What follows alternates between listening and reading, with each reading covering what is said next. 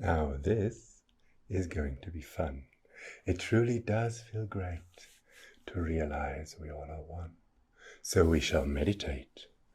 This meditation's rhyming verse describes a paradigm of us inside this universe, adrift in space and time.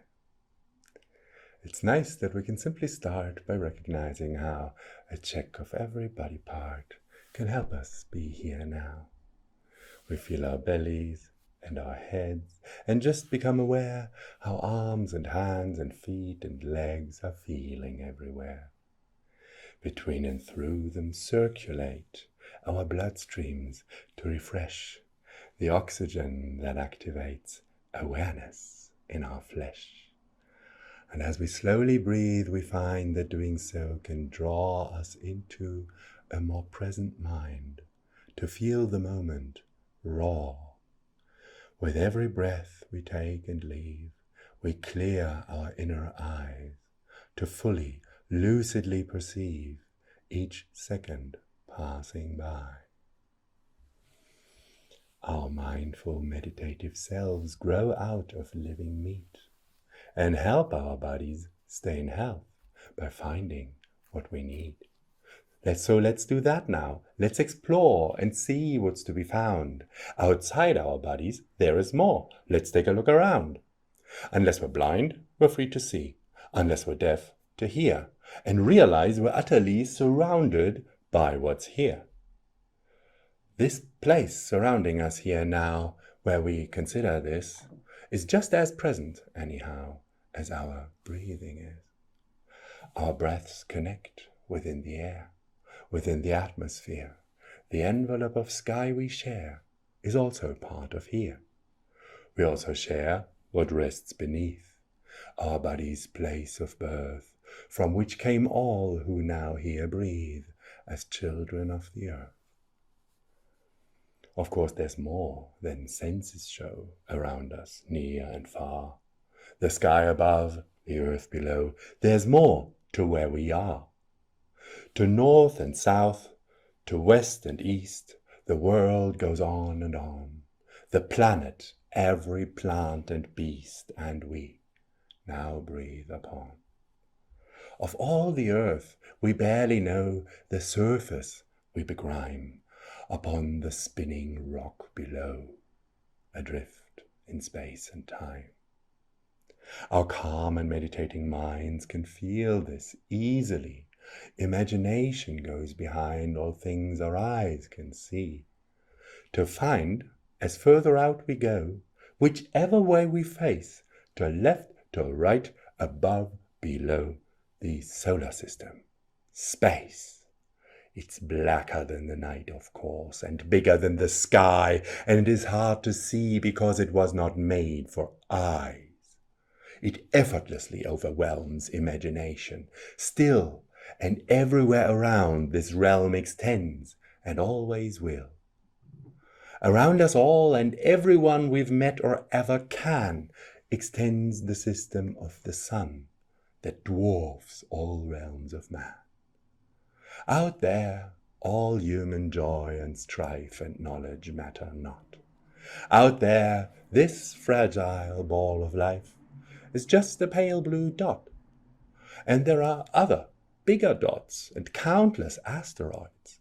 This earth is one among a lot around us in the void. Yet all of them combined appear like specks of dust compared to one enormous blazing sphere, the center that they share, 1,000 times as ponderous as all that circles it. It radiates, splendiferous and indiscriminate. It weighs 333 times, 1,000 times as much as Earth, which seems like mere debris, a tiny circling smudge. There's hydrogen inside the sun that lets it shine so bright by burning up 4 million tons per second, fuse to light. This fusion forges helium and other specks of dust that constitute the medium from which grows life like us. But near the sun, its gamma rays and heat do not allow life smart enough to be amazed at what is true here now. And further out, it stays too cold for molecules to toy with games of entropy that mold the life that we enjoy.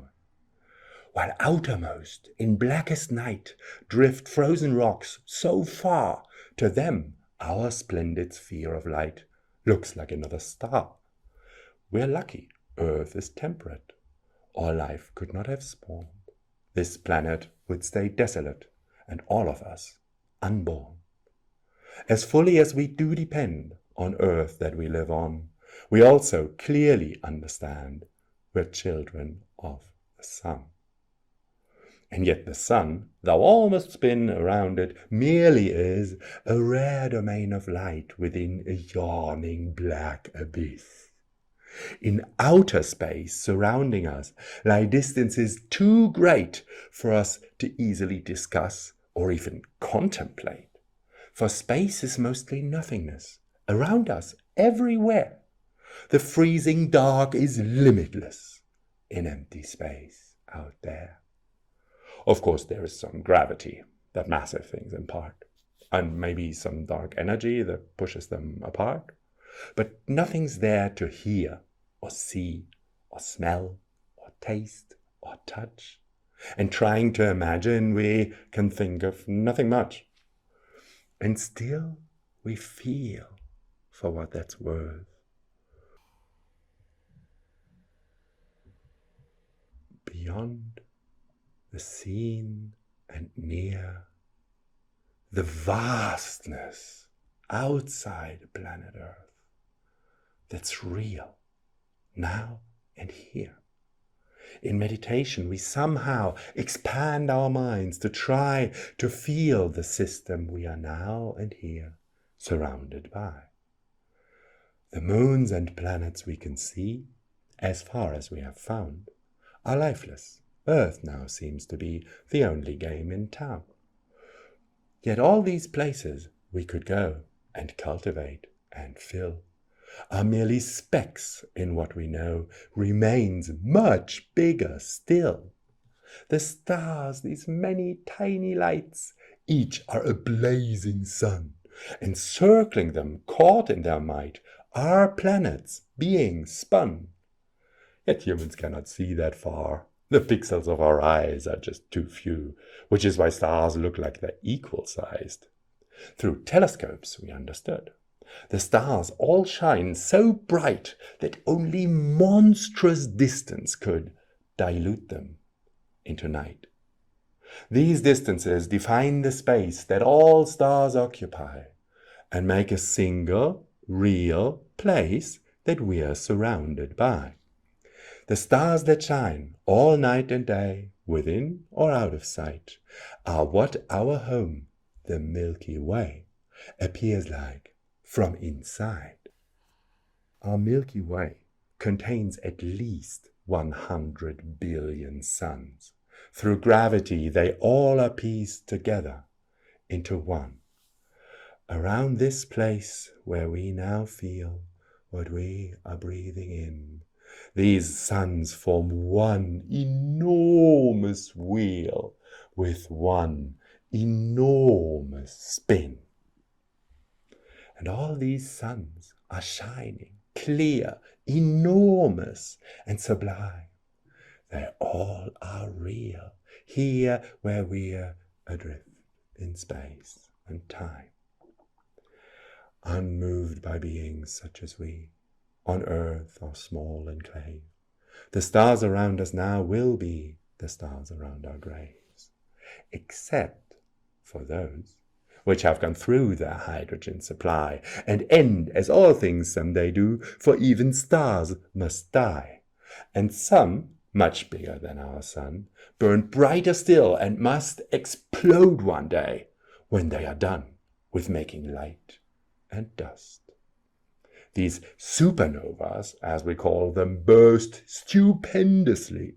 Some can outshine the sum of all stars in the galaxy.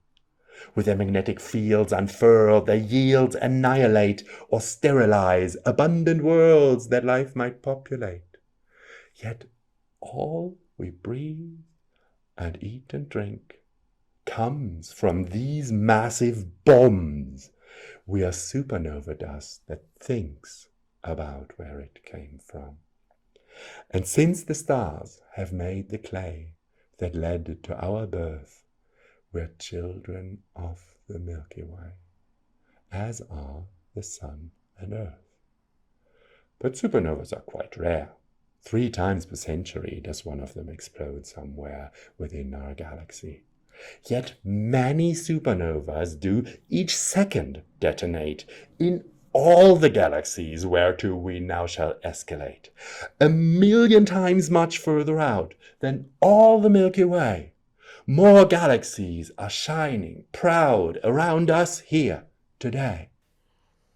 These galaxies, each huge and wide, much like the one we're in, outnumber all the stars inside our home and origin. Around where we consider this, whichever way we face, drift billions of these galaxies, right now, right here, in space. We realize with utter awe and know beyond all doubt, beyond this world are trillions more that we could learn about. And almost all of them must be absurdly far away, in ultimate reality, beyond the Milky Way. From here, where our bodies stay, imagination climbs through further, outer Milky Ways, adrift in space and time. And through the emptiness between, in almost all of space, where not a single star is seen, in almost every place. And meditation does allow our minds to feel it all, to feel the universe that now surrounds us as a whole. Despite all suns that intersperse this dark continuum, most places in this universe are total vacuum. And therefore, atoms are quite rare. Yet trillions of them have condensed into the flesh we wear that draws this very breath. 2/3 of atoms in us are still hydrogen, which sprang into existence not in stars, but back in the Big Bang.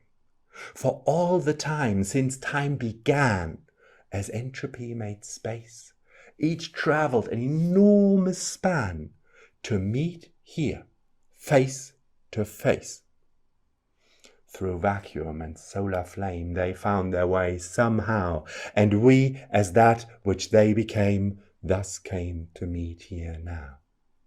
Through all we breathe and drink and eat, they travel and endow with nutrients the living meat in which we meet here now. The atoms that we are traverse all space and time, which means we're children of the universe, and we have always been. The atoms in us met before, and they will meet again, compelled by universal law out in the there and then. One endless cosmic maelstrom, age-old and ever new, is where we all are coming from and where we're going to. The knowledge we are made of dust compels us to admit the universe is in us just as we are within it. From here, we may arise to see and claim as our own the secrets of reality just waiting to be known. And so we know the infinite is absolutely real. It's here, it's now, it's intimate, this vastness that we feel. Whatever else is true for us, we'll always know this rhyme. We'll always know we're made of dust, adrift in space and time. So, being dust, what lets us live? What raises us above the countless, mindless, primitive, raw atoms we're made of? There is no life within this dust. Most specks remain unchanged from back in ancient stars. It must be how they are arranged. Each human we have ever seen, each beast, each bird, each tree, they all are atoms that have been arranged amazingly. All these arrangements, big and small, can be a source of mirth in us, surrounded by them all. The greatest show on earth.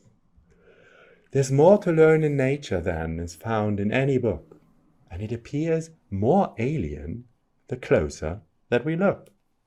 Below the surfaces we see the skin and scales and bark, the cycles of biology are working in the dark. Right now, our lungs take oxygen out of the air we share. Our hearts and bloodstreams take it then and pump it everywhere. If we look closer, we can see our lungs to be a place where, in a dance of chemistry, our breath and blood embrace. We're built from many works of art, from organs that combine small tissues, each a special part with intricate design. Now each such tissue then contains innumerable cells, and here inside each cell again are tiny organelles. Within all forms of life we see there is hidden vastly more, bewildering complexity that must inspire awe. The stars we see with telescopes are big and bright and far, but we find life with microscopes still more spectacular. In fact, there's more complexity in one small butterfly than we see in the galaxy out there beyond the sky. All living things we've ever seen are built from living cells. Each cell is like a small machine comprised of chemicals. In all our cells, there's utterly infinitesimal molecular machinery. We're nanotechnical. Still zooming closer, we just find a multiplicity of ancient atoms that are kind of bouncing randomly. The static things we think we know are maps. The territory has constant and chaotic flow beneath the shapes we see. It's here right now, as close to us as anything can be. The movements of the specks of dust shape our reality.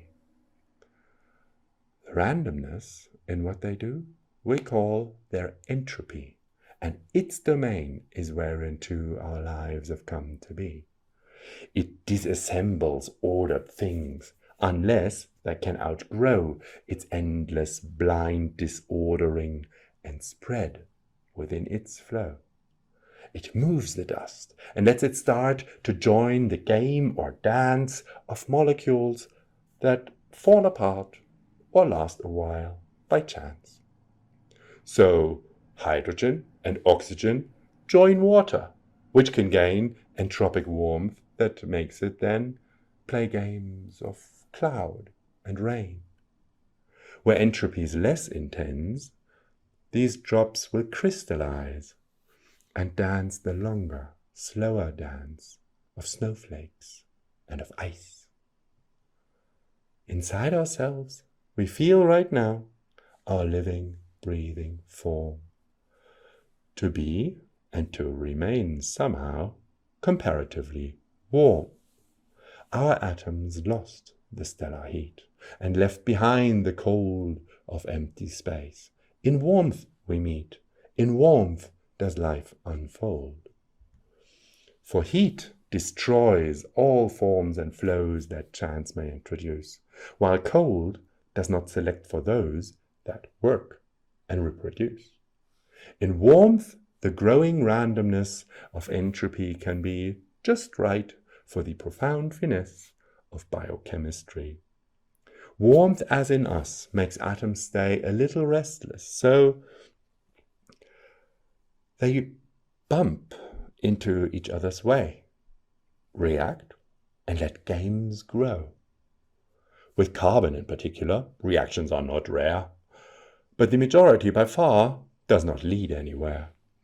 Yet, chemical reactions need mere moments to be done, and let the dust join games that lead to others further on.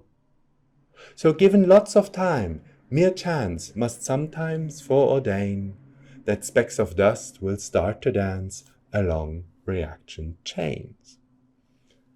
Around 4 billion years ago, on Earth, a warm, wet sphere, reaction chains began to grow the paths that led us here. In chains of random chemistry, the molecules that they unite can, in their unity, join bigger games to play. In some, the flow of molecules could circle and arrive in lasting cycles that grew tools to multiply and thrive. That's how the games that entropy forever plays have come to let emerge biology that all of us grew from. We are built from this, from cyclical and still ongoing games of atoms and of chemicals that do not know our names. The games take place in everything. Each breath we now here take has trillions of them happening. All cells in us partake. A cell is what we call games far too numerous to count, sustaining one shared reservoir that holds their whole amount. Here games that build each other spin a membrane to engulf them all. A greater game begins, a game that builds itself. Thou molecules can't learn or feel. The cells they joined into have learned to sense and eat and heal, as in us now they do. The games inside them match and fit each other. They create each other's necessary bits, and thus self-replicate. The largest, DNA, has space like memory to hold stored information. That's a place for new games to unfold. From codes that cells store in there stem large hosts of proteins that build us here to carry them. We call these codes our genes. Cells need to harvest energy to fight their slow decay by ever-present entropy and thus keep death at bay. Some games can help the cells with this. Hence, some cells now include microbial photosynthesis that harvests light as food. Cells work so well that everywhere we look now, they are found, on every surface, in the air and deep within the ground. They are the winners that remain. The losers are all dead. All life in entropy's domain must die if it can't spread. These cells, competing, growing rife for countless years on end, turned Earth into this ball of life to which we now attend. Once single cells were all there was, but some of them became much bigger forms of life because they joined still greater games.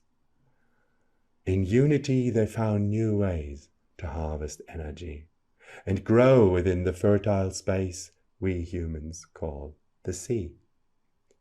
With size impeding entropy becomes much more complex. But life invented, brilliantly, a game that does it: sex. Sex recombines and tests the genes that parents contribute, makes novel progeny, and screens resulting attributes. And genes that happen to succeed in making progeny will travel in them and proceed through time and entropy. In each of us now breathing here are genes that long have gone through many generations. We're built just to pass them on. And entropy remains at play. All life that it has bred, however complex, must obey its rule that life must spread. To do this, cells must organize and function as a whole, so they have nerves which harmonize their work on common goals. One basic goal is to explore new places, which is why some sea-born creatures left for more, for land and for the sky.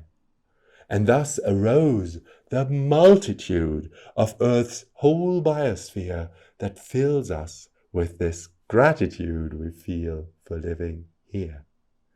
Yet now the human species shapes this world, and that transpires because a recent bunch of apes played cooking food on fire. This gave them much more energy, and they could use these gains to breed descendants such as we, with big and playful brains. With playful brains, we understand the games of entropy that played us into being and can play them consciously. With growing knowledge, we can trace all aspects of our lives to games that built the mental space wherein our knowledge thrives. At every scale, we see again so many things that draw upon each other. We might then think that's designed or law.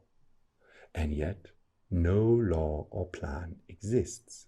Mere chaos has let on each scale some lucky games persist that others build upon.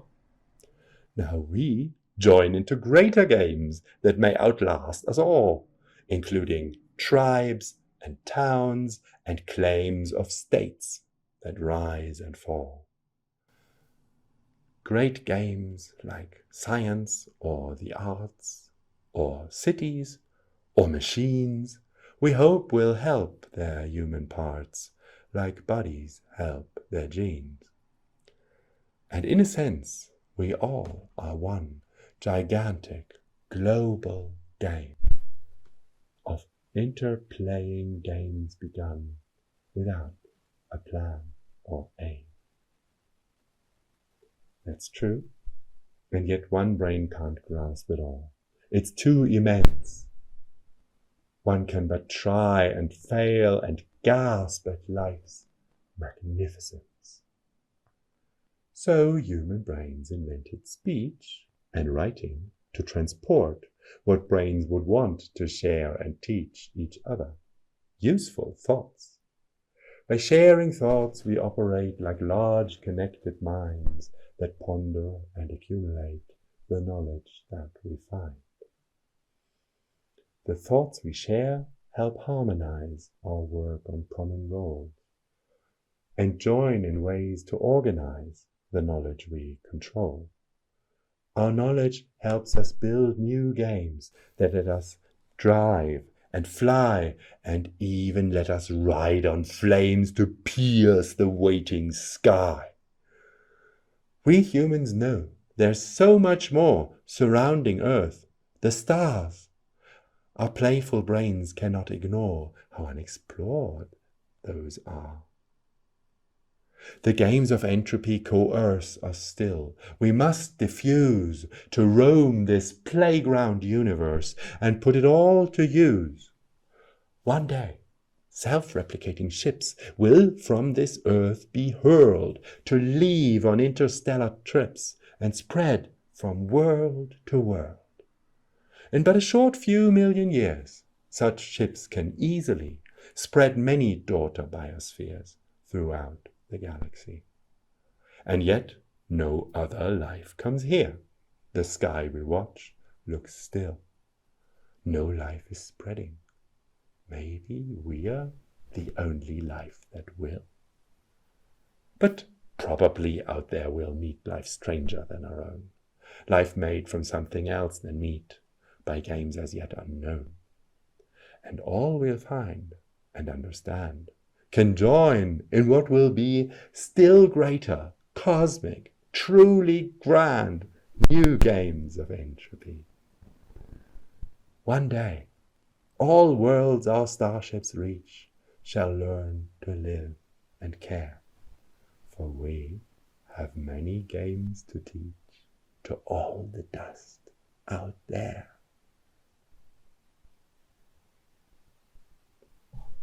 Still rare among the stars that drift around us, we who live now hold this strange and special gift this planet has to give.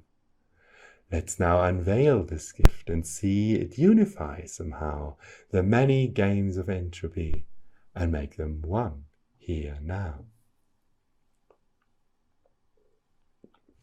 The gift of life is incarnate in every one of us who now here breathe and meditate between those worlds of dust.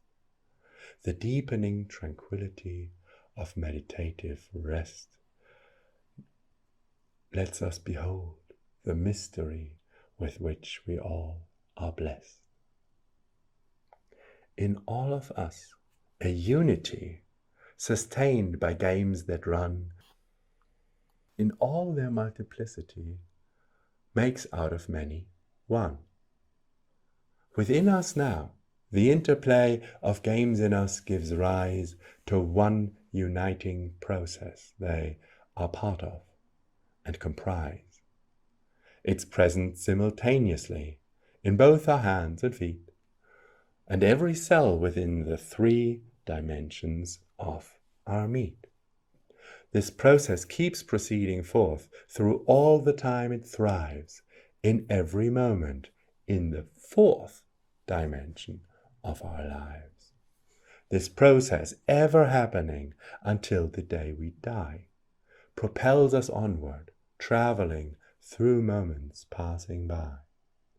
The now we now experience is one ephemeral, brief point in lives that, in a sense, are 4-dimensional. Let's feel our lives stretch out upon our lifespans as they stream past moments we remember on to future ones we dream. As simply as we breathe, we know this life we now here feel has traveled some short while ago through moments just as real. There was a moment we arrived at this place here somehow. Since we were there, and we survived, our lives include that now. The lives we lead have streamed right through this day, and so we can now trace along them backwards to the time today began. Our lives extend beyond today, beyond what's now and here. We feel them stretch through yesterday, last week, last month, last year. Where were we 7 years ago? What did we feel and do in all the moments we still know, and all the others too? Our lives include these moments, and yet we are not confined to single moments. We extend and grow through time entwined. Through every moment we have seen, a single process thrusts. The momentary selves we've been are all just one, just us. Relaxed with mindfulness and ease, we effortlessly can go past our oldest memories to where our lives began. Still tracing back, our lives escape through many days and rooms to when our bodies first took shape within our mother's wombs. Before we could breathe separately, our lives have all begun, protected in a pregnancy when 2 lives breathed as one. Now, even though these months may seem like where we came about, they're only where our mother's streams of life were branching out. The life we're feeling presently, our mothers felt themselves. Life flows in continuity. It's older than ourselves. Now those of us with siblings know them too as branches where the gift of life that lets us grow branched out and grew from there. Though siblings must grow separately, we also understand they are branches of a single tree, like fingers on a hand. And here the journey need not end. We might as well bring in our mothers' mothers, cousins, and our somewhat further kin. And they in turn had parents too, and families, so they give us more distant cousins who live out there now, today. To know someone is family, that someone's one of us, may stir a sense of loyalty, connectedness, or trust. But families reach deep and wide. The ones we each are in have branches spreading far outside their ancient origin. Like us, their branches, other tracks life grows across this earth, since ancestors of us had sex and gifted them with birth. We all have relatives out there that we have never known, who breathe and live their lives somewhere as real as our own. In 4 dimensions, we connect through lines of ancestry. The life within us streams, in fact, through branches of a tree. We each have lines of ancestry that reach back far, and they include both slaves and royalty, both predators and prey. Each human ancestry extends through many centuries, through long forgotten, distant lands on strange and ancient seas. In tracing back, each separate course eventually must converge in common ancestors of every one of us. The ancestors all humans share are why humanity is all related. We are their extended family. These ancient ties of kinship mean that everyone who lives, all humans we have ever seen, have been our relatives, descended from the same old apes who learned to cook and sing and worked towards the cityscapes we're now inhabiting. The primates we're descended from were not so erudite, but they are why we all have come to live and walk upright. And they had other children too. We've grown apart, and thus there are different apes and primates who are relatives of us. We share with them a lineage to which we owe our use of tools, and one shared heritage with monkeys and with shrews. All that's within the family of 4-legged creatures who, despite their huge diversity, are all our cousins too. That's still not all. We're free to go still deeper if we wish. 400 million years ago, our ancestors were fish. It truly is astonishing how one unbroken line of life links us with everything out there that has a spine.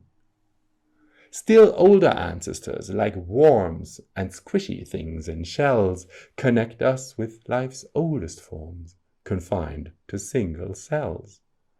We breathe as all of them have breathed, since ancient cells back then invented, savored, and bequeathed the use of oxygen. Our common DNA confirms the common ancestries of all of life on Earth, from germs to mushrooms, bugs, and trees. Our tree of life finds root in where, at some primordial spot, the first thing that did live began from something that did not. That's where reaction chains once curled themselves in cycles, so the root of life could grace this world 4 billion years ago. Since then, its offshoots never cease to spread and branch. They won this planet, every plant and beast, and we now breathe upon.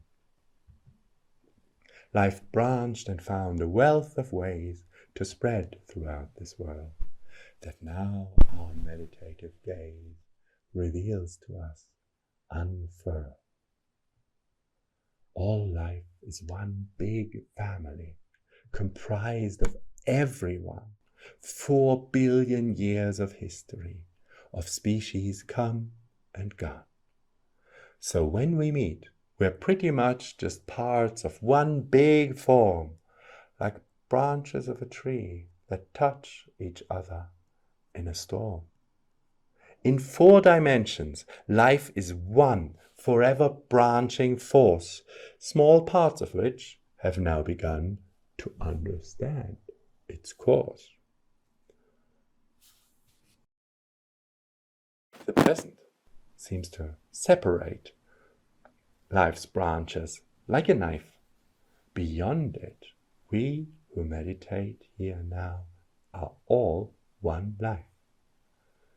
This life that breathes in us just leads far beyond the small lives led by every one of us.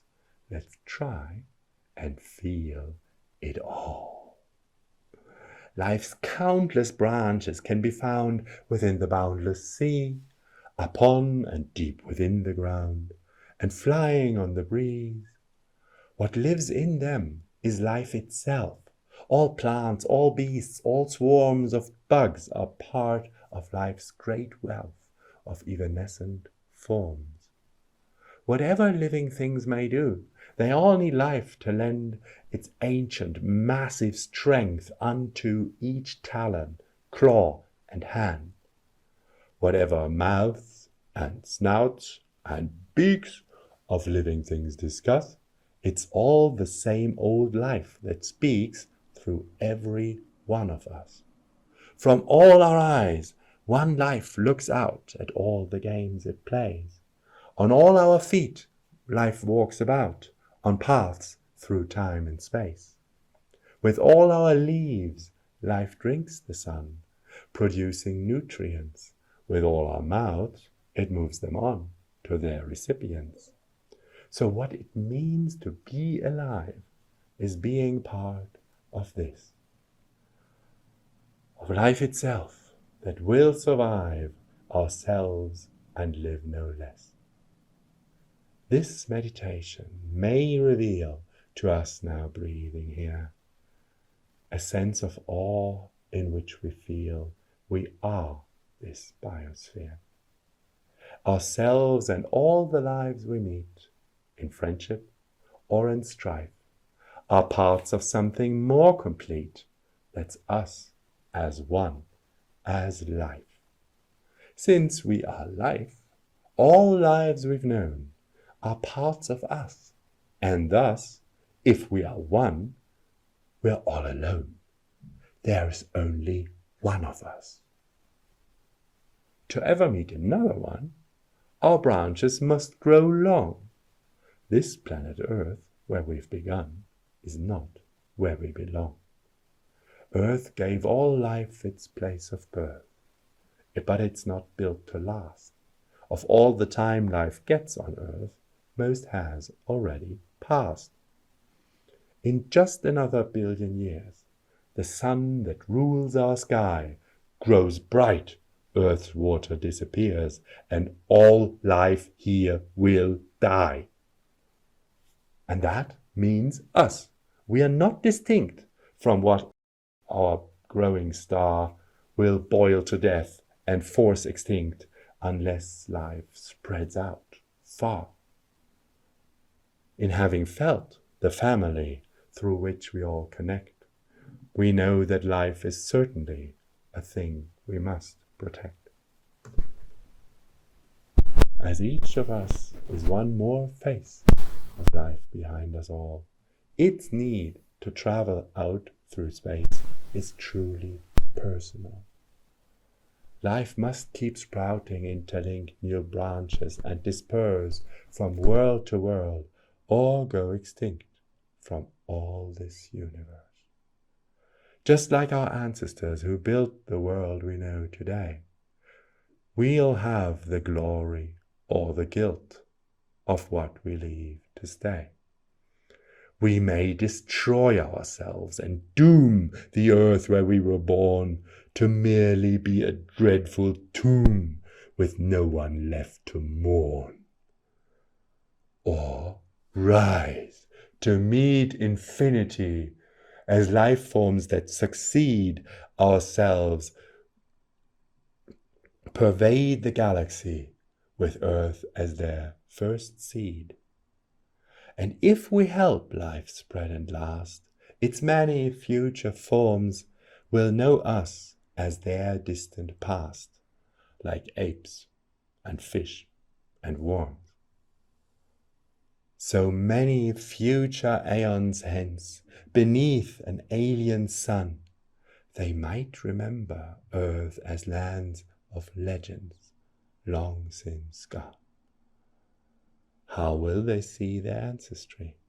What shall it mean to stem from us and hold the legacy and gifts we give to them? Whichever paths they choose to go, if ever they discuss the gift of life in them, they'll know they each are one of us.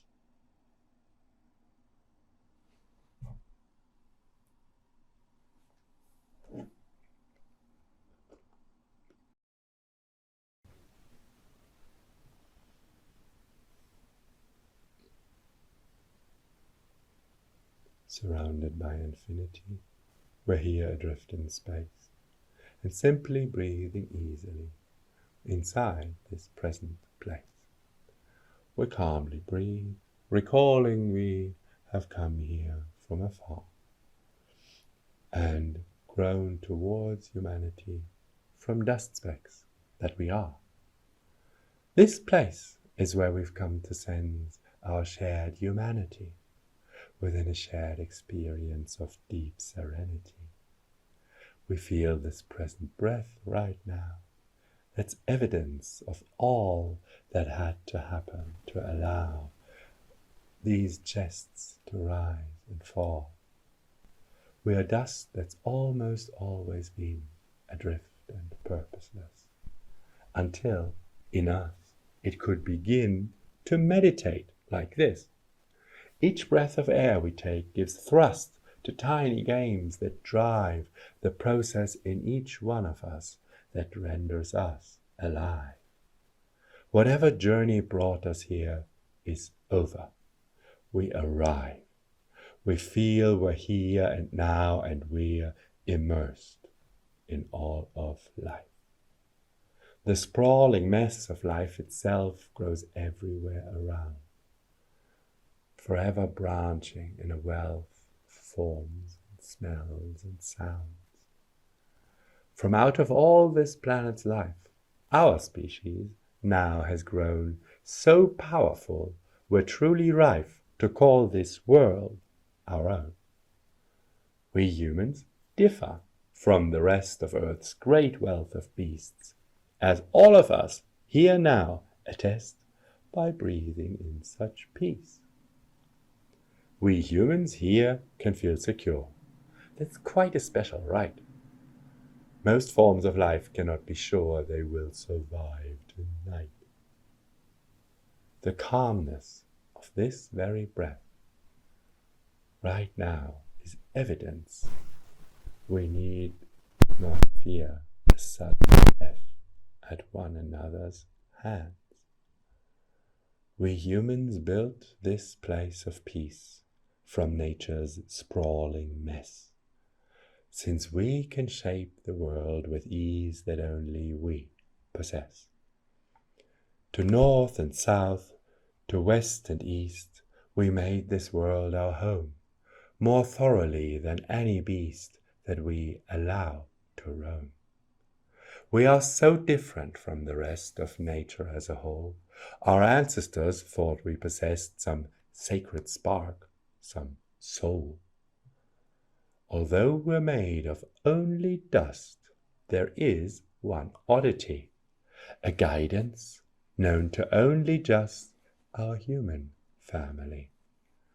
This thing that makes humanity unique and radical grew in our own shared ancestry in ancient Africa.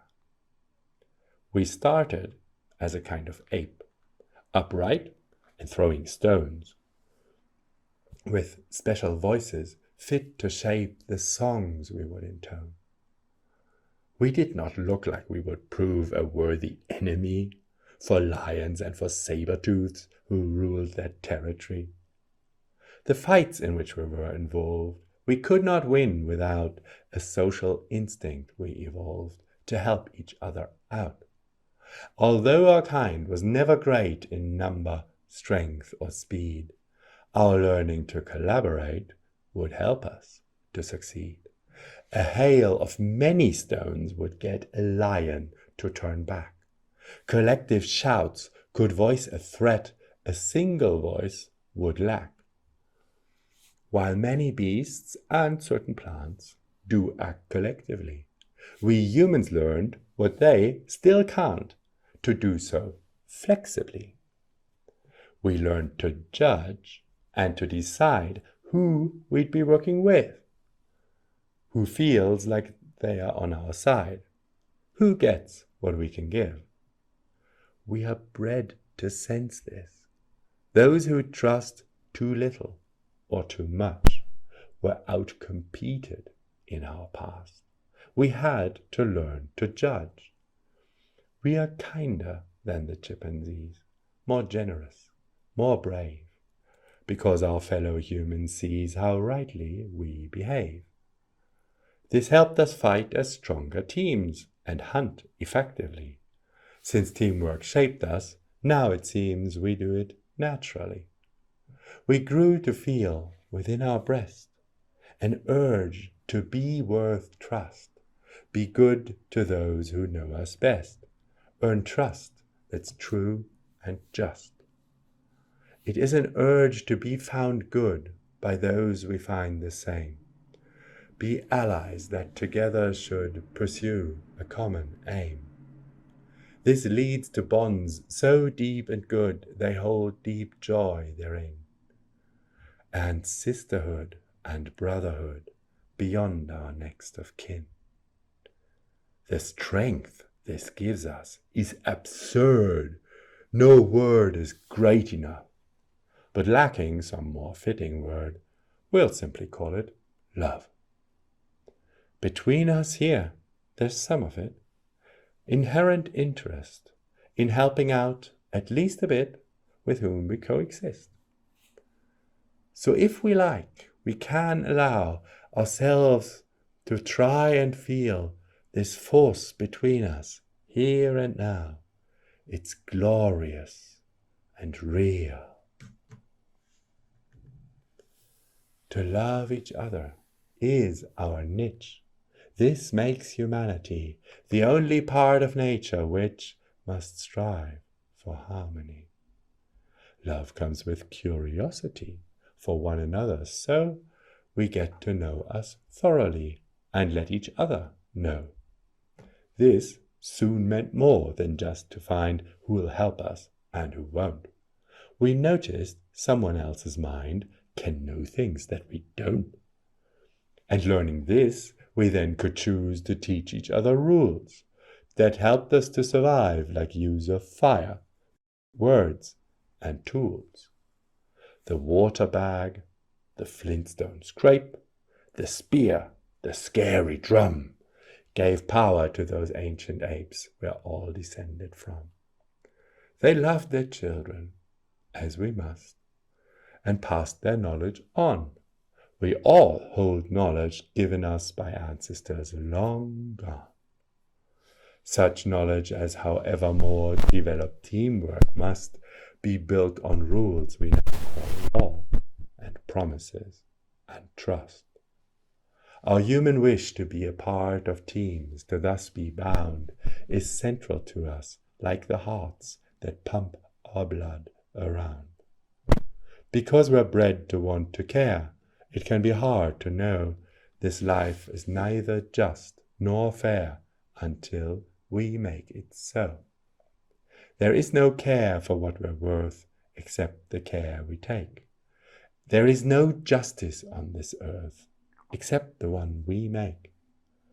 We are the only animals who have in recent times invented justice, criminals, and judgments for their crimes. While nature's law rules everyone with bloody teeth and claws, by now our species has begun to write more careful laws. We tried out laws for centuries, and most of what we tried just led to dreadful tyrannies and war and genocide. We are mammals, bred as murderers, but we're inventing peace. The only predator on earth whose fights begin to cease. Upon foundations shared with apes, we build our own new way that still continues to be shaped by lives like ours today. Unprecedented as we are, we're great mistakes we've made, and still we're failing, yet so far, some groundwork has been laid. From instincts driving us to beat competitors we face, we've built a world where we compete within the marketplace. We've found that when we give and take, agreements we compose, relying on each other, make us draw each other close. Most things around us now were made by strangers and for sale. Again, it's teamwork when we trade, at even greater scale. Our drive to work together leads from families and tribes, through cities, nation-states, and creeds, to global human rights. The trust that lets us breathe in peace within this place today was built for countless centuries. It is the human way. How many labored to create this trust, and how it grows from ways we can collaborate, no other species knows. We still have much to figure out. We will make more mistakes until we've learned to bring about the form our purpose takes. While many species' history is finished, lost, and gone, the story of humanity has only just begun. We're growing ever better at our self-appointed task of answering the questions that no other species asks. The love that made us human and gave us our peace and wealth does let us know each other and thus also know ourselves. We've learned all forms of life to share the same vitality, but only humans seem to care for life's totality. Of all the beasts, the humankind alone can know that we are part of something big, born blind, that now begin to see. This means we have a special fate. It's ours alone because we do things such as meditate. No other species does. The life that made us may employ our ever-growing skill to fill the stars with life and joy. No other species will. We'll have those species ride along and spread them far and wide. They're family, and they belong on our side. While we'll teach games of entropy to worlds we're flying to. Spread life throughout the galaxy, that's not all we will do. We few who grasp life as a whole, its other forms can't see, have therefore got unique and sole responsibility. We will respond accordingly with what makes us unique. The love that guides humanity, of which this sermon speaks. The gift we give to future earths must necessarily include the love in us that births our shared humanity. Along with life will spread the source of humankind's great might, this feeling in us that's the force that helps us to unite. There is a union to be found more deep than even love, but love helps find our way around. It helps look close enough. The same dust played the same old games, and love led us to care, to look beyond our separate names and see ourselves in there. To see that we are much the same is seeing truthfully, and love goes on to help us aim for who we ought to be. This fact was meant by all who've said that love is like a light that guides us on our way ahead. They all were simply right. For love alone can help us see that in each other's mind there's not just similarity, we're of a single kind. We see we all are made of dust and played by entropy, and there is only one of us, just one humanity. Within ourselves, right here and now, with all that looms above, we may wholeheartedly allow ourselves to feel this love. The love that guides humanity is what here now reveals this special kind of unity no other creature feels. The love that guides humanity comes here and now more true when we express it truthfully in what we choose to do. The love that guides humanity is not a place to stay, and there's no way to make it be. Love is itself the way. The love that guides humanity can be our way ahead, the way towards the mystery of where we will be led.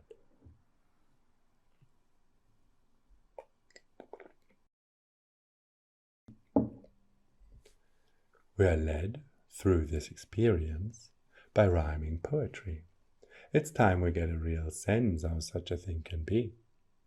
How games of words our voices play and thoughts that they disclose unite us in a novel way no other species knows. Life built on random games to shape all species out of dust, but only one strange kind of ape now says so, and that's us. Of course, all beasts and birds can call or gesture to convey some signal they would share with all, something they have to say. We all have heard excited sounds in flocks and packs and herds, but strangely, we have never found real grammar in their words.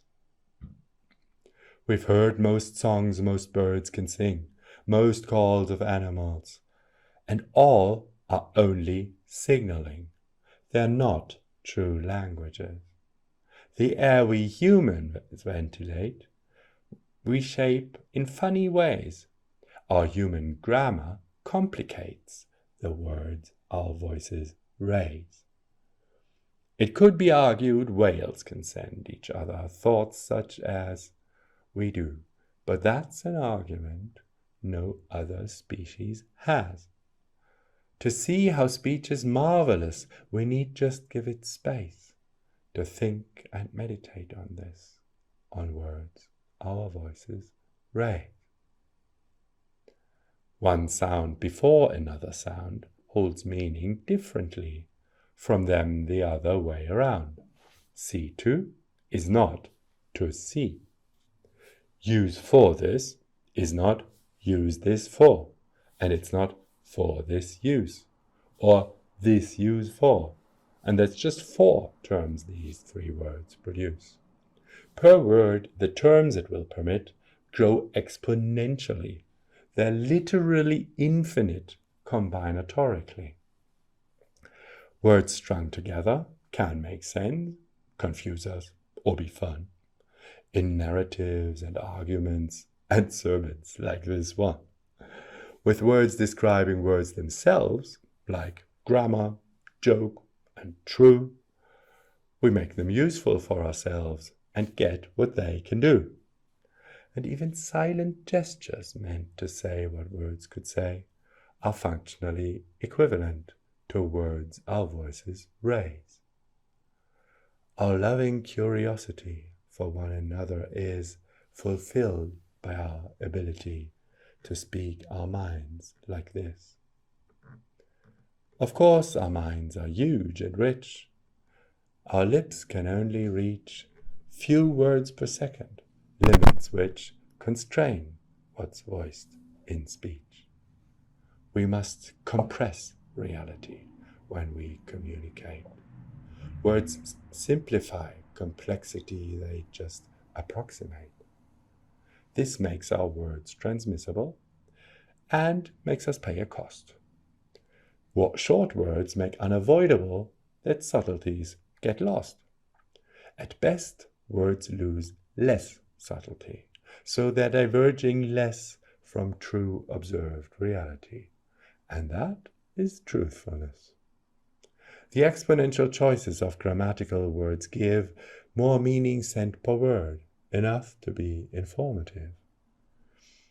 Compressed words need less space in minds than full experience, so they're more easily combined and built on to make sense. These 7 words make up a line. These 4 another one. And once 4 lines like this combine, one stanza has been spun. These stanzas all have one design. It's strict and classical. Its rhyme and meter give each line a groove that's musical. The words we speak have melody and an unrivaled choice of musical variety in songs we also voice. Most who can speak and voice a strong and bright melodic phrase to pitch in what we all call song, in words our voices raise. One word like song for separate acts makes them comparable and can outlast the actual facts, since words are durable. This makes words quite dissimilar from things they name and mean. Our word for that is that they are ideas, things unseen. From words that we could speak as names for real things we see arose more abstract meta games and lots of novelty. Ideas that were practical, like 1 and 2 and 3, made human lives more tractable and furthered inquiry. Ideas met, and some could take each other's aspects on. Their combination sometimes makes a new, more complex one. Thus, measuring the land we own became geometry, and trading crops this land had grown became economy. A good idea can improve our lives entirely. A bad one can obscure the truth and cause catastrophe. Entire lives have gone to waste in pointless wordplay schemes, when too much value had been placed in search of hopeless dreams. Ideas shape our futures, thus they are very powerful. For them to not make tools of us, they must be our tools. But always an idea shared creates relations of shared understanding, thinking aired with some degree of love. With words, we can resolve disputes, and where that fails, a judge who hears the case, or law statutes, use language just as much. Our words are always to invite each other into games, relationships, however slight. These sermons do the same. But language not only involves the words our voices raise, it interacts and co-evolves with thoughts in mental space. This helps us understand ourselves. Like we make words for words, we make new thoughts for thoughts themselves and learn how thinking works. So reason and philosophies have found themselves in place within the strange psychologies behind each voice we raise. Our ancestors built this know-how, or learned incrementally to know themselves like us here now, and reason rationally. The better they could understand what needed to be done, to know, the more they joined their many hands and brains to work as one. All wins our ancestors achieved were times when they most talked. Their worst mistakes were ill-conceived when talking had been blocked. We owe such massive gratitude for all the work they did. Our words grew with their aptitude as evidence of it. We honor what they have imbued us with beyond their days by paying forward and include the voices children raise. By teaching kids our languages, we're giving them the keys, deciphering the valuables in schools and libraries. We hope the kids we teach and lead through words our voices raise will grow to match and supersede the teammates they'll replace. Team linkages are languages. When work we share today needs language for new purposes, new words provide the way. Since words at best approximate experience and truth, the truthfulness they generate improves as words improve. Our ancestors could not explain so much about this world. What makes the sun shine? What makes rain? They lacked more truthful words.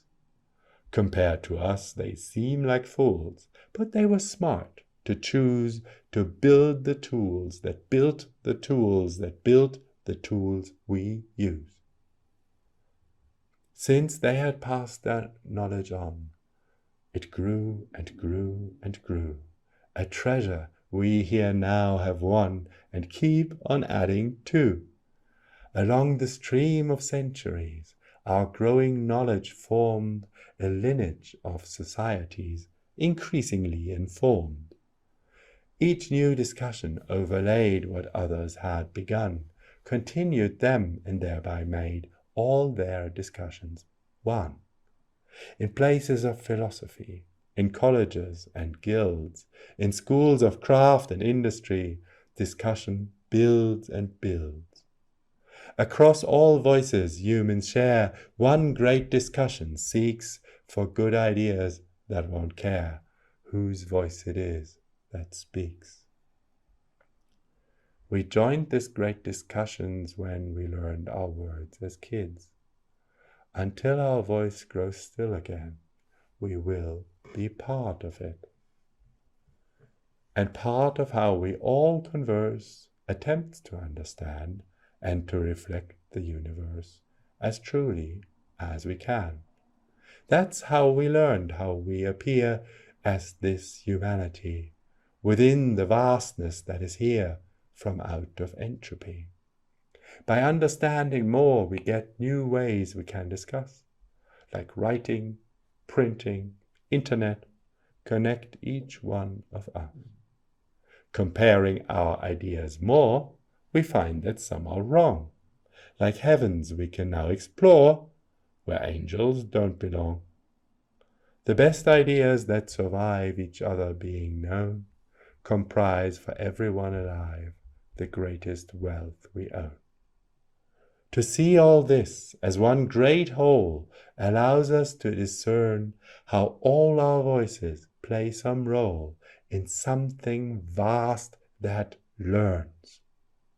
As that increasingly employs our words for what it seeks, by now we give machines a voice. Through them, more stardust speaks.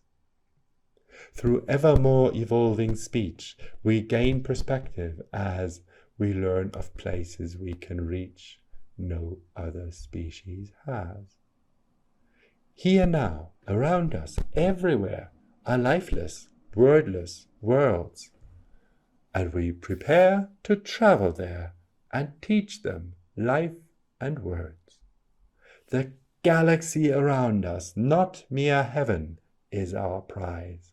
We aren't fallen angels, but we're apes who learn to rise. Our rise to meet this universe is young. We still have much to learn together, to converse, approaching truth as such. In this, the more our speech is free, the better it helps solve the problems that humanity attacks as we evolve. Of course, there's danger in that too. Free speech brings to the fore what speakers are contrary to. This may include the law. All good ideas might be friends, but some are now opposed, and we are still beasts where violence is still sometimes too close. In silence, there is safety. It hides us in some ways. So there is always bravery in words our voices raise. For silence to be meaningful, it has to be a choice, to consciously not use the tool that is the human voice. Let's not be silent out of fear, or habit, or mistake. Let's try now. There's been silence here that we're allowed to break. Let's raise our voice together now. Let's all within this place now speak and play a game out loud of words our voices raise. We are dust that's played by entropy. We're life adrift in space, with love within humanity, and words our voices raise. Of all the reasons to rejoice, these sermons paraphrase. We are reminded by the voice and words we all now raise. To speak together is to say that we're a team that plays, a game as one interplay of words our voices raise. With that, this sermon culminates. Our knowledge of it stays, as each of us appreciates the words our voices raise. Each voice, all words, all life, all space, this breath we now here breathe, appear inside our thoughts, the place where they all interweave. Let's now see thoughts themselves, explore our thoughtfulness within. Let's breathe as easy as before and easily begin.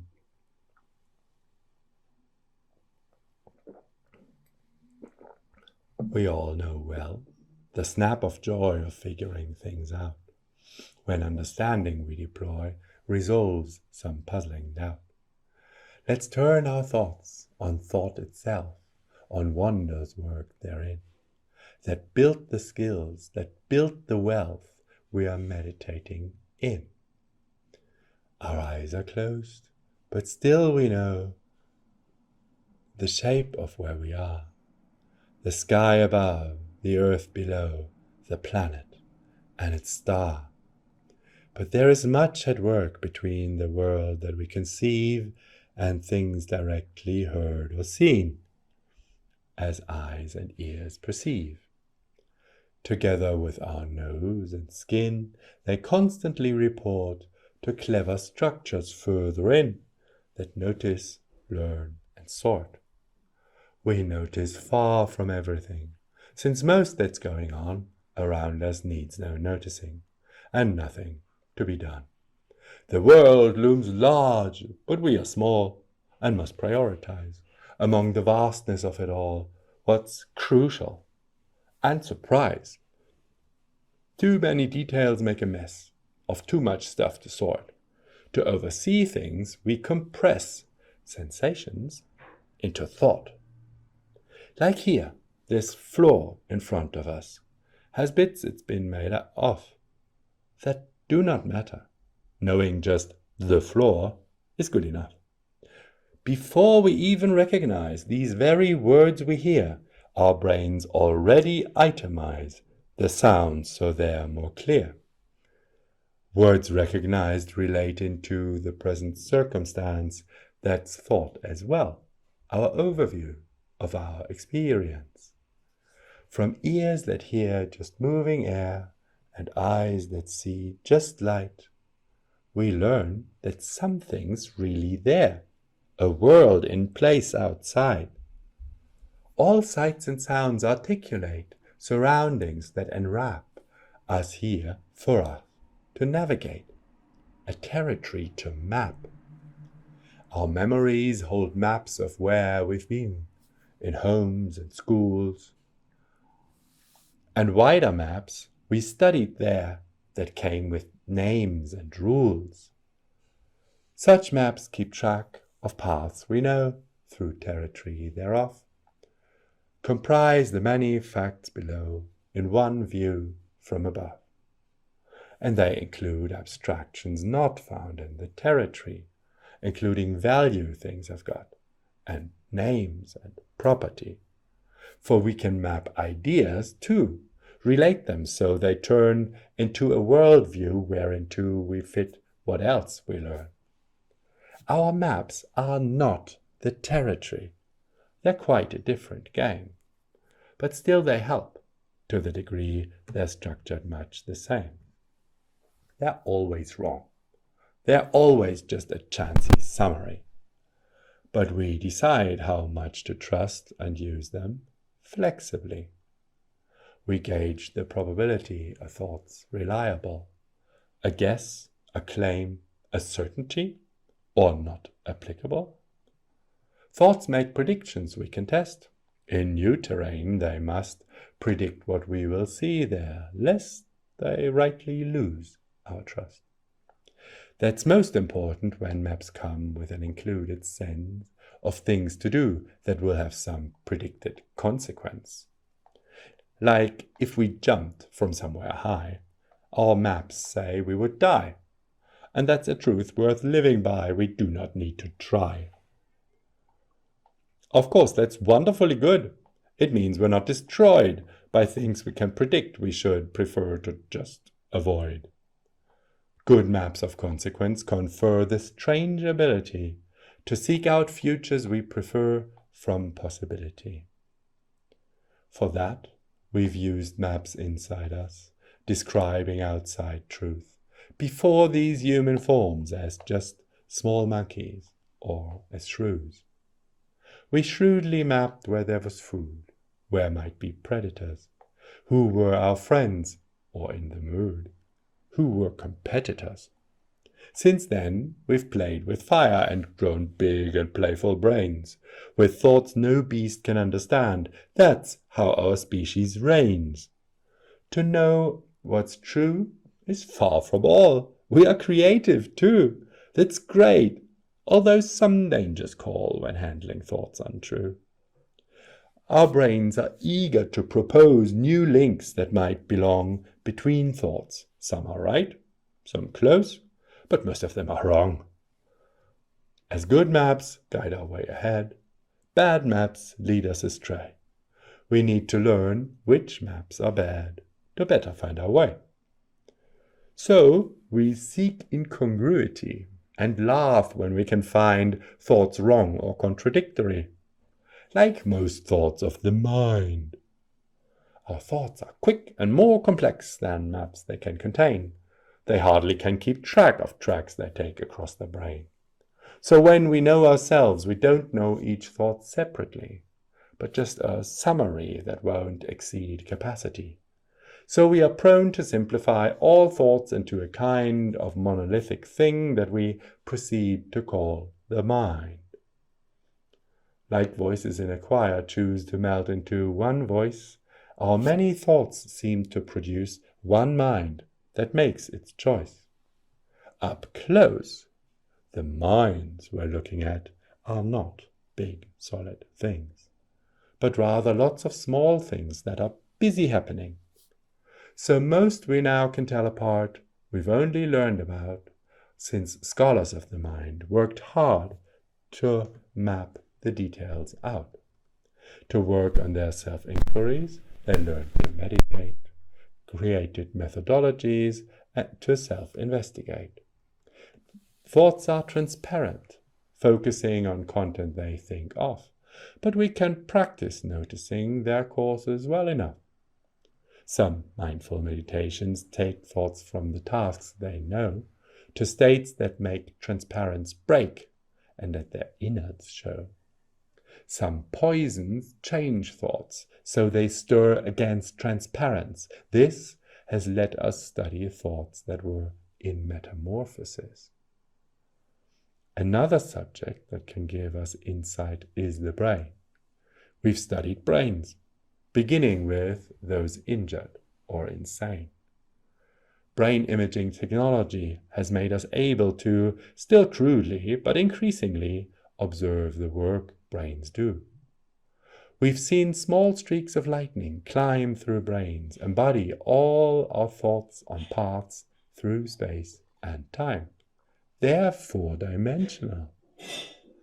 Like humans, thoughts on paths that meet will sometimes get aligned, becoming something more complete and grow through time entwined. Thoughts meeting, if the territory they're mapping overlaps, obtain an opportunity to share and merge their maps. When thoughts connect, their unity is seen when neurons they are running on find synchrony and pulse a rhythmic way.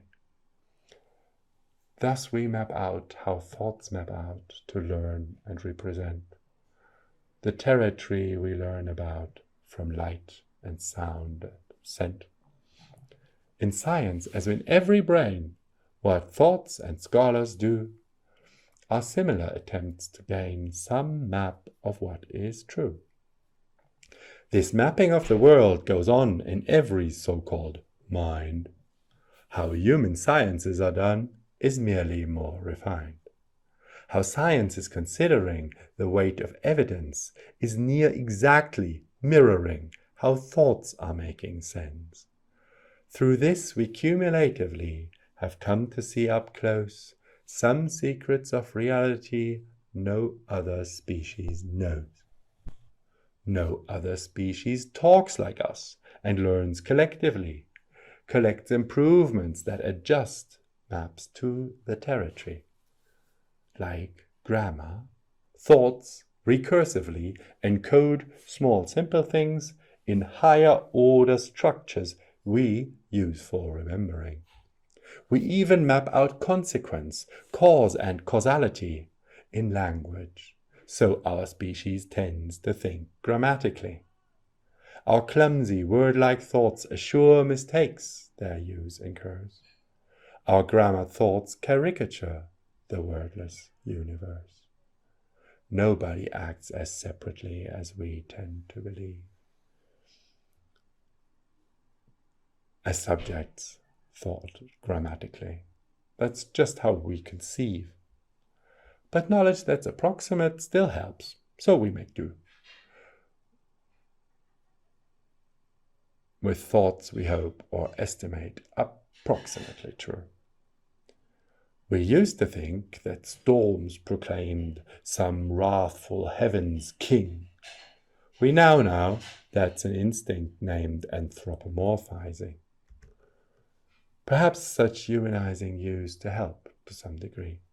Those two were thoughts, just more confused than those thought presently. We err in what we think and see. Our biases are strong. But learning from the territory, we can become less wrong. Like thoughts begin to resonate when neurons get in sync, we learn when we communicate. Shared reason helps us link. True maps describe one territory and can become agreed upon the same reality. The truth is where we meet. Through sharing thoughts, a kind of mind can use more brains to plan and execute as well aligned as only humans can. All truthful insight humans share, comprises something vast. One map all humans everywhere create to grow and last. We fail and halt and stagger on. New paths confusion brings. We're first to map new paths we've gone. We're first at many things. Through teamwork, incrementally, this common map we've grown, gained secrets of reality that waited to be known. Sure, still it's wrong, but less and less. We'll see more clearly still as we improve its truthfulness as fully as we will. We yearn for knowledge, hope we're wise, crave taking right from wrong, take part in one great enterprise to which we all belong. A single overarching map that all of us improve may threaten to become a trap, mistaken for the truth. But past all maps we comprehend, we know reality to inexhaustibly extend towards infinity. The more such territory we know, the more we're filled with awe at everything that's let us grow to see its beauty more. So much was needed to allow our chests to rise and fall, and fuel our thoughts with which we now appreciate it all. For we owe every thought we think to stardust playing games of life and love and words to link us up to greater aims. From feeling the sheer magnitude of all that made us real arises awestruck gratitude we've just begun to feel. The gift of life our world shall spread gives one response to this. We'll also map our paths ahead. We will stay curious. We'll see our cosmos differently, but every knowing self remains away the territory. The cosmos knows itself.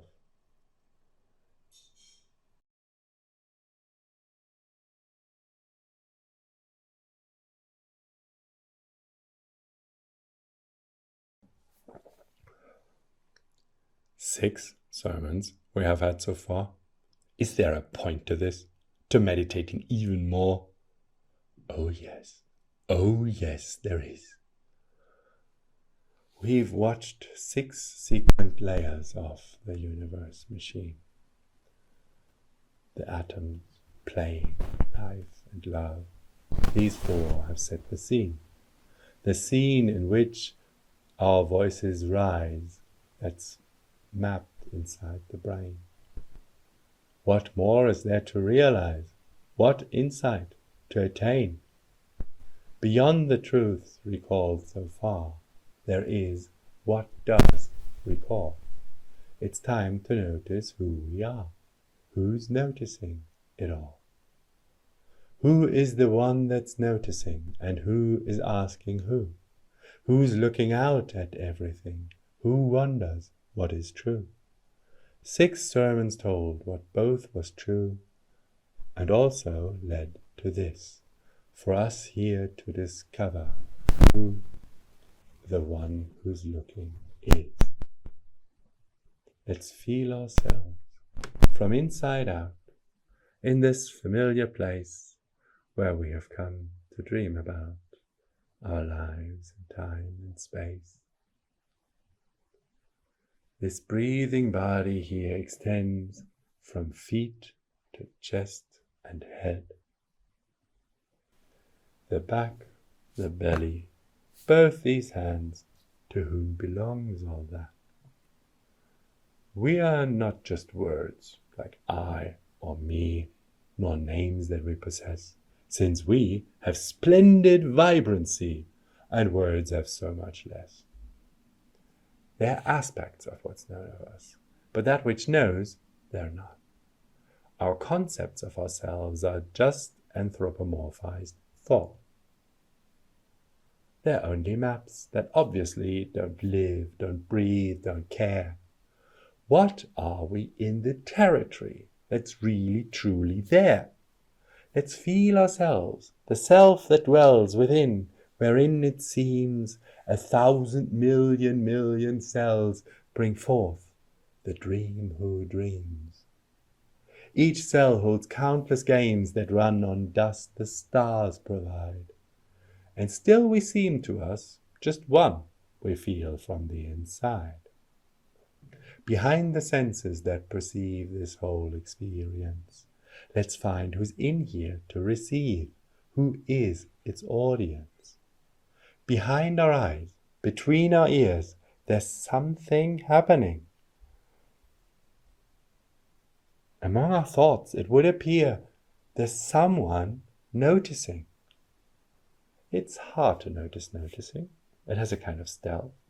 But prior to each noticed thing is noticing itself. We notice, so we're purposeful, intentional, aware, deliberate, willful, personal, unlike much else out there. Who has these purposes and tasks? Who has experience? Who is the one that always asks? Who feels the things we sense? A private view, most close to us, appears mysterious, not obviously made of dust. We call it consciousness. It knows things with immediacy and can attend to some of what we know selectively, till other, new things come. And it can know itself as well.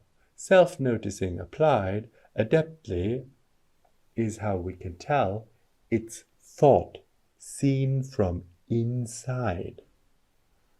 When thoughts that know each other form shared knowledge to engulf them all, a special thought is born, a thought that knows itself, a thought that maps what it is like to be us when and where we are, what makes us each unlike the rest of us out there. Like every thought, it is constrained in scope, what it can keep inside itself, and what's contained is gone in dreamless sleep. Anthropomorphizing itself, it's conscious, but consists of but a brain's brief thought of self. The truth of us persists. For all self-knowing thoughts must end. They must depart to thus make room for all that may transcend the things we think are us. So that's not us. We won't be caught by something that we're not.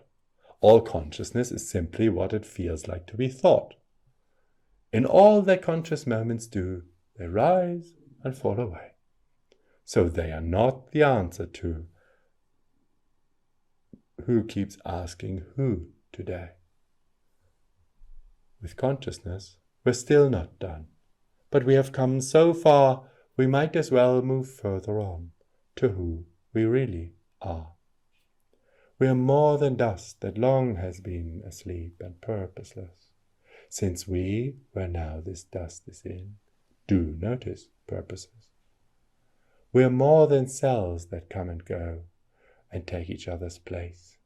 We are more than life, do more than grow, or even spread through space. We are more than love, although it's brought about much awesomeness. We're more than voices, more than thoughts.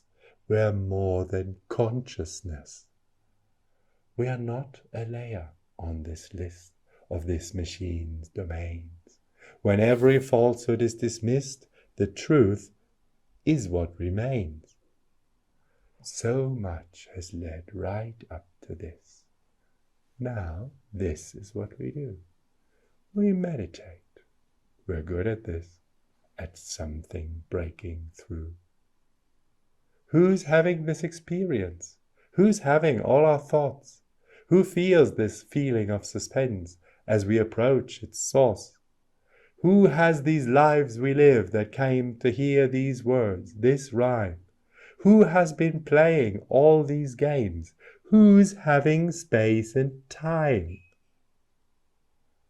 We are all adrift since one big bang made toys for entropy to craft one life from which then sprang this one humanity.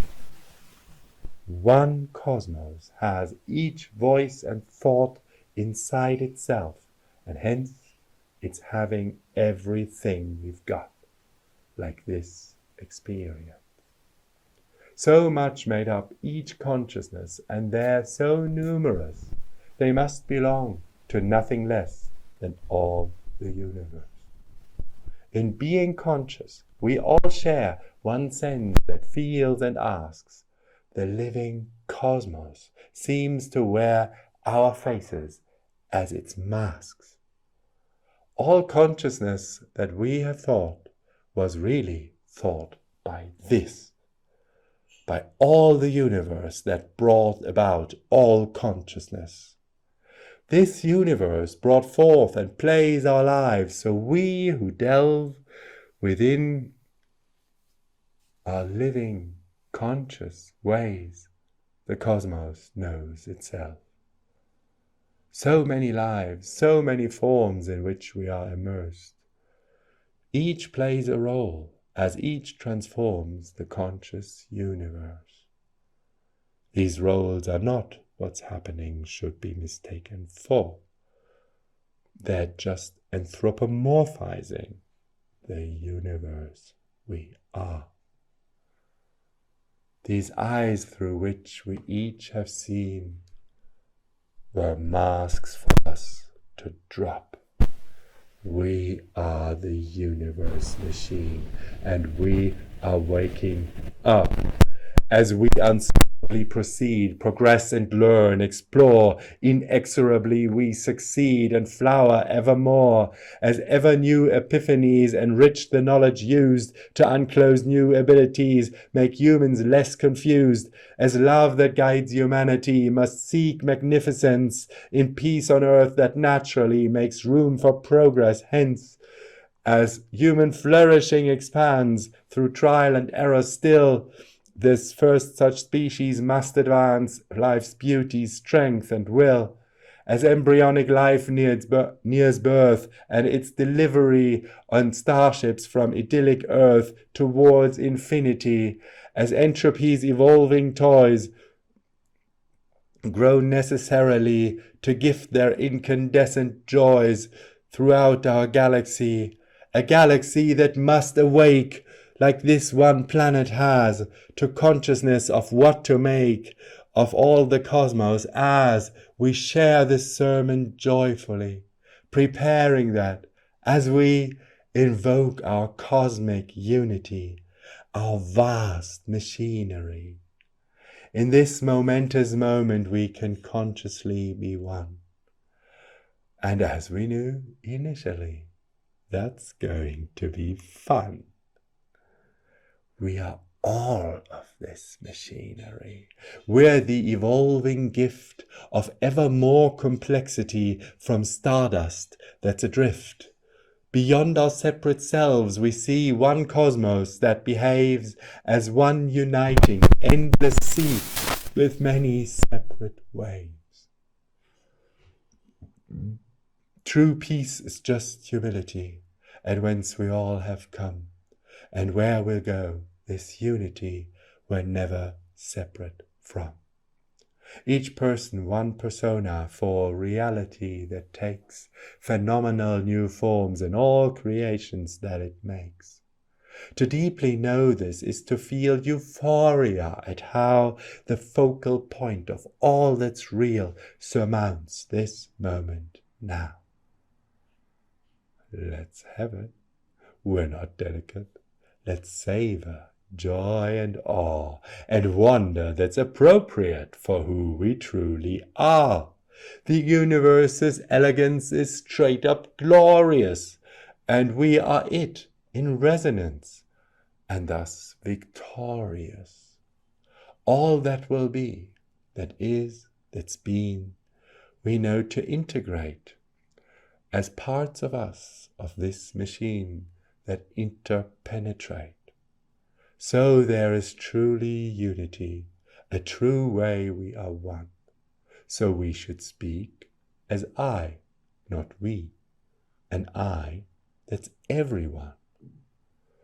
The many eyes through which I've seen were masks for me to drop.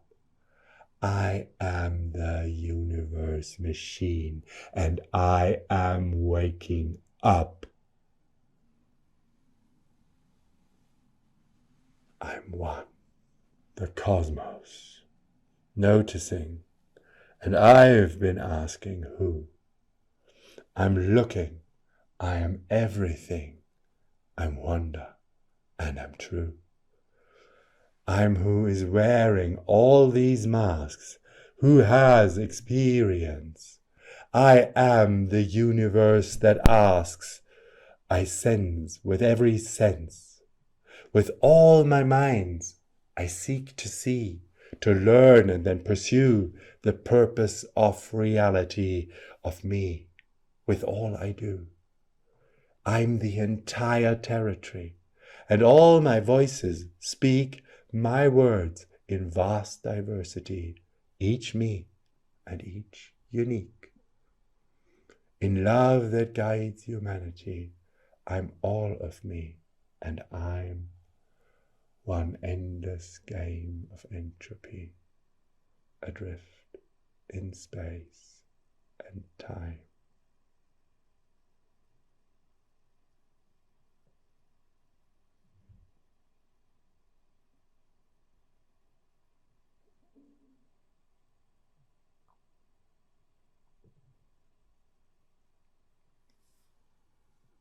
Now this self-knowing thought must end.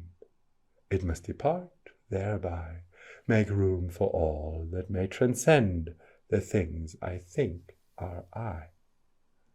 For that, again, is just a thought, a map, a point of view that we are free to use or not in everything we do. Its use feels like we felt before, and every conscious brain of mine may feel like me once more by hearing this again. We're free to feel now. Either we're one whole reality or just one breathing body here. And that's our victory. Whatever else is true for us, we'll always have this choice. Two ways to face all things we must, all horrors and all joys. We shall go on, we shall go far, empowered since we've been and may remember who we are, the universe machine. We've finished something few have tried, and so we might observe we are feeling proud or satisfied. All that is well deserved. We've meditated valiantly, with great tenacity. Let's now relax, move easily, enjoy serenity. When we return from this event, improved by some extent, that's wonderful and permanent, our time shall be well spent. Through 7 sermons we have gone. All this they have expressed.